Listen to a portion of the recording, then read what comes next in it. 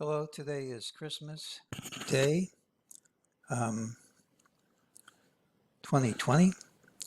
Let's do our disclaimer and go over our calls. It's my plan for Monday when the market reopens. Remember, there's no guarantee I'm correct. I've been wrong many times, and if we gap smartly in the undesired direction, the call's killed before the open. We just do the best we can. Here's my email address, mejt.trades@gmail.com. I'm still getting people posting on the channel saying how they'll make you all kinds of money if you send money to them. I'm deleting these as quickly as I can. Please don't be taken in by these people. This was the pattern with the early low, and Monday we look for the pattern with the early high. When the market was dropping like this on Wednesday, we said there was the potential for a recovery, which we got.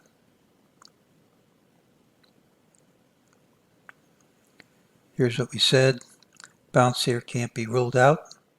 Still think the picture is compatible with a major top, but until some lows fall, you just can't be positive.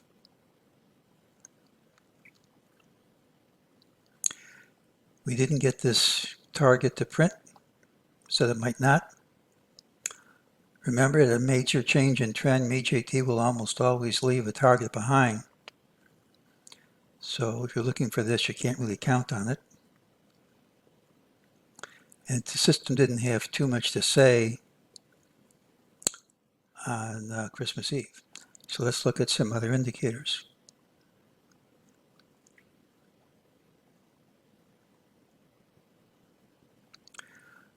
Well, here's the first challenge of the left stilt, and that held.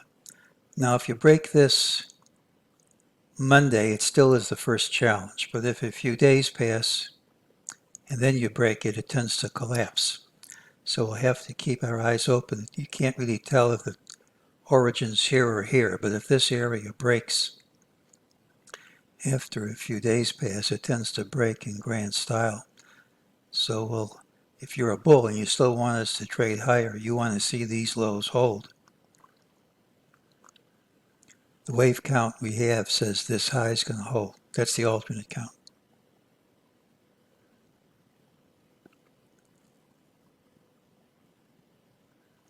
Well, you really shouldn't risk a lot of your capital based on the wave count because there are too many valid counts. The one we have says this is the peak that this high should hold. And of course, if this falls, then the count's not going to work. Unless you have an expanded flat, you can always explain things away after the fact. We have a possible ABC for wave black A, and let's look at what's happened since Wednesday's peak and wave black B. You've got a clear A, B, C with good fibs and the fib retrace, and that could be red A or black B. And since then you have ABC, 61.8% retrace of wave red A. And if that's the right count, and of course we don't know that at this time, if that's the right count, we should drop right from the open. And that would be wave AB. When we drop right from the open, that would be wave red C of black B, if that's the right count. If that happens, it increases the chance that this high here is going to hold, and a big drop would be coming. Let's see how big.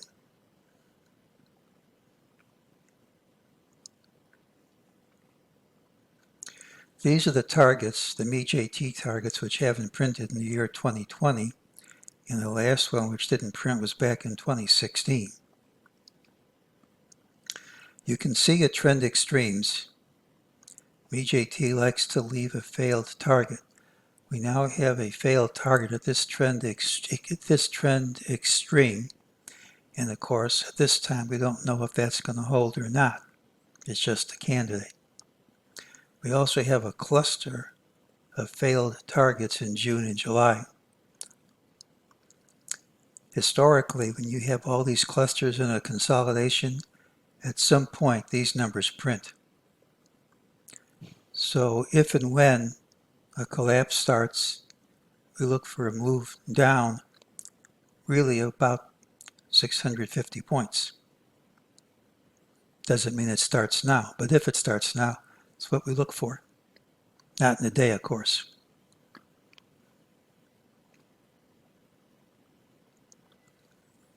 Monday's pattern has a really high, doesn't mean you won't gap down. It's hard to ascribe a lot of importance to Friday's, I should have said Thursday's stub session. The market, let me change that. It's magic, it changed. It's hard to ascribe a lot of importance to Thursday's action, but it remains vulnerable to a steep drop should recent lows fall, and that hasn't happened yet. Next week historically is one of the most positive weeks of the year, but when it's negative instead, you anticipate further weakness in the new year. What happens is lots of people don't want to take their profits for tax reasons until next year, because then they have to pay capital gains taxes.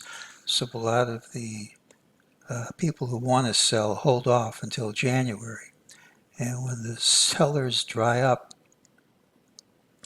normally prices rise. But when there's a real tax incentive not to sell and people sell anyway, usually you get follow through on the downside. The wave count's compatible with a drop right from the open, but until that happens, and until some prior lows fall, one can't be confident the top's in. Recent action's compatible with that, but I've been fooled a number of times. And so until those lows fall, you just can't be totally confident that that interpretation is the right interpretation.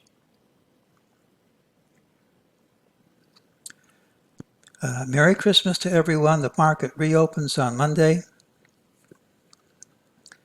This pattern's compatible with a drop right from the open, but there should be other ways to read this too. But if the count we showed is the proper count, there shouldn't be too much longer before a substantial drop starts. And recent lows falling would be the clue we need that a big decline's beginning. And that is today's call.